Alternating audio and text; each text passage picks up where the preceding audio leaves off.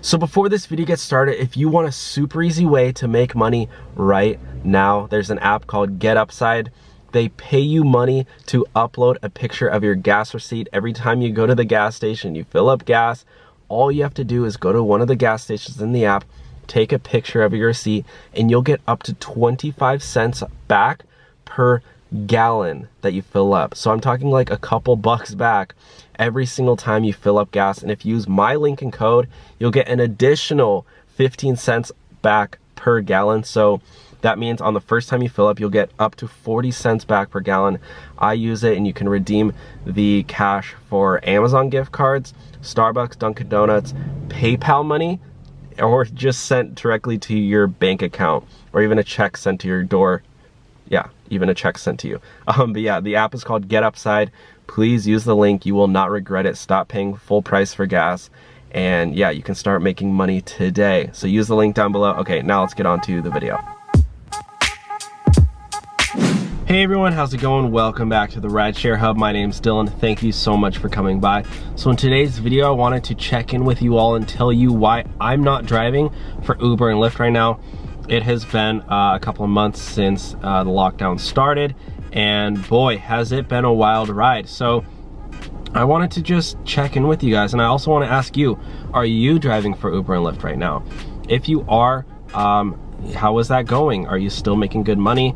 Is it up and down? Have you started doing food delivery as well? Are you getting unemployment benefits? Please comment down below so I know. I also, want to check in with you guys, but also have you guys check in with me. So before I get into the reasoning behind this on why it has to do with something called this, that looks like this, I'm gonna get into everything, spill all the tea. You guys do not want to miss this, but use the link down below for GetUpside. I just want to tell you guys again, please use that app. I use that app every single time I fill up gas, and I get a lot of cash back. I mean, it's good. Like, you can get up to 25, like it's like, I'm talking a couple bucks every time you you fill up gas. At least $1. You'll get at least $1 if you're filling up your tank. Most likely, you should. It could be like $3-4 bucks every single time you fill up. And if you use my code, it'll be more like five bucks, maybe more. But yeah, guys, so the reason I'm not driving for Uber and Lyft right now is mainly because of the fact that we have to wear a mask. I just don't like wearing a mask. I don't know if you watching this enjoy wearing a mask, or if you're fine wearing a mask. I personally do not feel comfortable wearing a mask at all. And I know what some people are thinking. Well, Dylan, you need to wear a mask to protect others from yourself, because you don't want to be spreading germs to other people. I understand that. I'm not going out in public without a mask. I do wear a mask when I go out in public. I am abiding by those rules. However, if I can limit myself from doing that as much as possible, I will. And that's essentially what I'm doing right now. I go through the drive-thru instead of going inside to get food.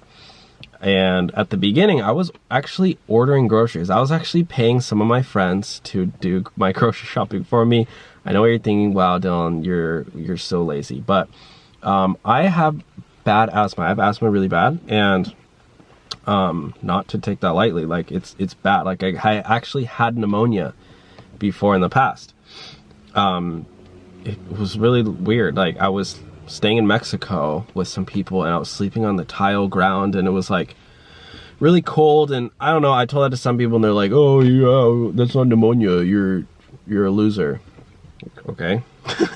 But I don't know what it was. I was sleeping on tile though for like a week. I was there, I was doing some like church stuff. I met a guy when I was building a house. He was like the leader of this church down in Mexico.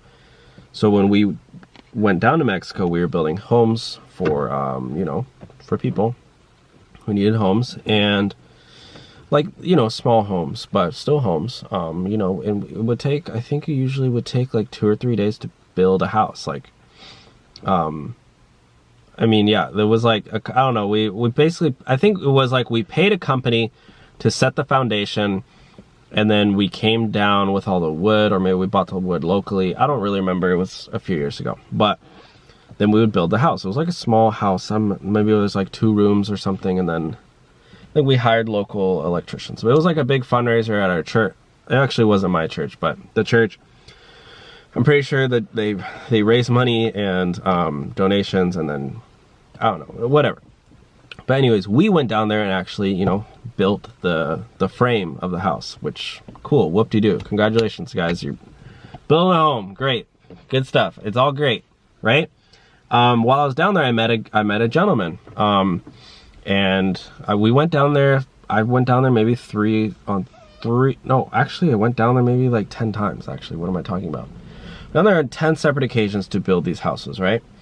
It was fun. It was like a good time, and we were doing something good at the same time. And yeah, it was a good time. Got to eat nice food as well, you know, meet some cool people. And when I went down there, I kept seeing the same guys who lived in Mexico, like the people who led the church. And so I went down to stay with the family, one of the guys in Mexico. I went back on my own. Somebody dropped me off in Mexico. I didn't have a car. They dropped me off in Mexico. I met them somewhere. I think somebody picked me up. Yes. How did I get there? They dropped me off at the border. And then I met them at like a McDonald's or something, I'm pretty sure. Yeah, and then I stayed with them. And we stayed in their house, and they didn't have a bed. So what did I do? I laid all my clothes out, and I made a bed with my clothes on the floor. On the tile. It was tile. I wanted to point that out because it was really hard. So I wanted to lay my clothes out. I slept on the floor on my clothes, and for whatever reason, I would wake up in the middle of the night, couldn't breathe. I don't know if it was because it was like compressing on my chest or my back or whatever, or if it was cold, or if it was because it was hard. And keep in mind, like, I know a lot of people sleep on the ground, on the floor, hard floor, but my body's used to sleep in a nice soft bed, right? I'm privileged, as you might be able to say. And so I don't know what it was, but on day 3, day 4, day 5, it was getting bad. Like, I'll wake up in the middle of the night, like, and I never had asthma before, so I honestly was just like, well, this sucks, but whatever, I'll get through it. And I would, wake up in the morning and then whatever, live my day, be fine. And then at night again, the same thing would happen every night. And the 7th or 8th day, it was getting really, really, really bad. And I was planning to stay there for a couple of weeks, maybe even a month or two. Or maybe a month. Yeah, probably like a month. But I had to leave. I had to come back to the doctor, and I went in, I got dropped off, got picked up. Went to the doctor, they're like, dude, you have bad pneumonia, dude. Like, your pneumonia is bad. Like, a few more days, and dude, you would have been in bad condition. Already in bad condition. I was like, really? What's pneumonia? They're like, well, so they put me on this machine, like a nebulizer. I mean, I recovered quickly, but I have asthma from that. I get paranoid easily when I can't breathe. When I get my little mini asthma attacks, they're not that bad. Fortunately, I'm like still functional. I can still work out, exercise, go swimming, do whatever. But a lot of times, like, I wake up in the middle of the night, and it's a lot of times it's allergy induced. So I have also really bad allergies. There's a lot wrong with me. But I'm allergic to cats and dogs. I got tested, actually. I went to the allergist. They took my blood, whatever. I'm like a 1.5 and a 2 for dogs and cat dander. But for dust mites, I'm like a level 10. And guys, keep in mind, when I'm around a dog, I start sneezing right away. So you can just imagine how bad it is when I'm around dust. I can't live in carpet. I legit can't even sit on couches that are made of like, non-leather, or like, I don't know, that are made of like cotton, or I actually can't even wear polyester. Because, I don't know, maybe it's because the dust in them or something. I don't really honestly even know at this point. My allergist was like, we don't even know. But basically the way it works is, if you guys care, is that when I get allergies, my nose gets swollen. My nasal organs or whatever get swollen up.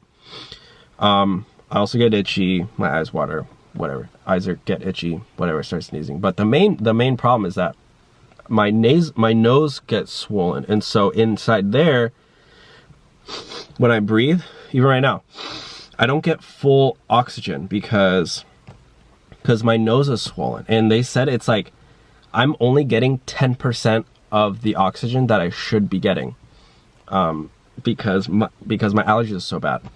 And a lot of that has to do with, you know, dogs, or with the dust mites. I'm really allergic to dust mites. And dust mites, by the way, guys, if you look into it, they're disgusting. They live in your mattresses mostly. Your mattresses, your couches, your like teddy bears, if you have any like old teddy bears, or like carpets, or blankets, like they live in there, and then when you go to bed, they come out and they eat your skin. They eat your dead skin cells. And I'm really allergic to those. So there's a little fly in here. Probably allergic to that too. And but basically, so all that to say is that like when I wear this, I'm already only getting 10% oxygen, and when I wear a cloth mask, you get way less oxygen. And when I wear this, I don't know the science behind this thing.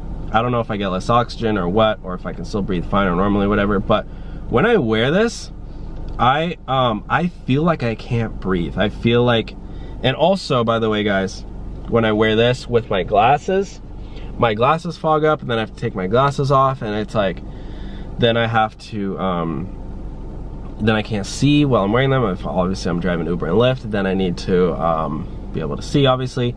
But regardless of the being able to see in glasses, I know there's ways to, you know, wear glasses with a mask, but still, I feel like I can't breathe. I feel claustrophobic, and I feel anxious. I don't know if you guys feel the same way, but I just would rather not wear a mask at all. So I'm choosing not to drive. So anyways, that's why I'm not driving for Uber and Lyft right now.